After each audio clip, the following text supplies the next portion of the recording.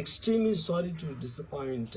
అంటే ఇప్పుడు ఏదో ఉనికిపోతున్నాను, మంచం కింద కూర్చొని ఏడుస్తున్నాను అని అందరూ what ever the media speculating, వాళ్ళందరికీ చిన్న డిసప్పాయింట్మెంట్గా ఉండొచ్చు వీడియో.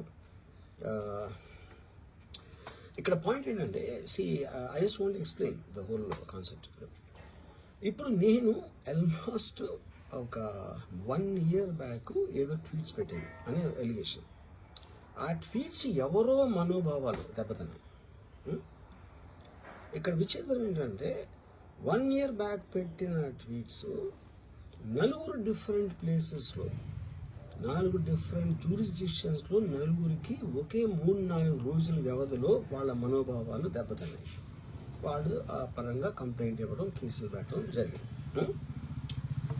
ఇక్కడ పాయింట్ 1, ఎవరి మీద అయితే నేను పెట్టానని వాళ్ళు చెప్తున్నారో వాళ్ళకి లేదు, ఎవరో థర్డ్ పార్టీ, అసలు సంబంధం లేనివాడు.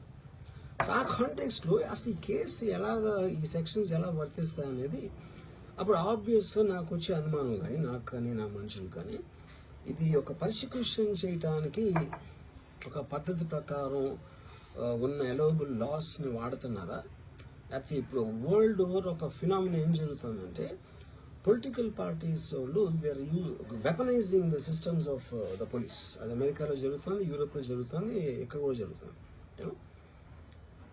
అప్పుడు నేను ఏ ఒక్క వ్యక్తిని, ఒక పోలీస్ ఆఫీసర్ని కానీ, ఒక పొలిటికల్ పర్సన్ కానీ నేను బ్లేమ్ చేయట్లేదు. I think it happens in certain ఒక ఏమంటారు దాన్ని, ఒక వే. అది అందరూ కూడా ఎంతో కొంత అది చేయటానికి టెంప్టేషన్ ఉండొచ్చు. But eventually there is the law of the land which will take the final call. So అది that I completely agree, believe in that and I abide by that as a citizen.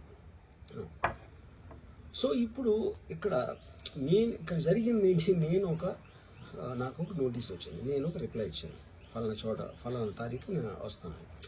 అప్పటికి నాకు జరుగుతున్న పని ఒక ongoing schedule ఉంది కాబట్టి, నాకు film work ఉంది కాబట్టి అవ్వలేదు. అండ్ ఇట్ ఈస్ వేరే ప్రొడ్యూసర్ చేస్తున్నాం, ఆ ప్రొడ్యూసర్కి నష్టం వస్తుంది కాబట్టి నేను మళ్ళీ టైం అడిగాను.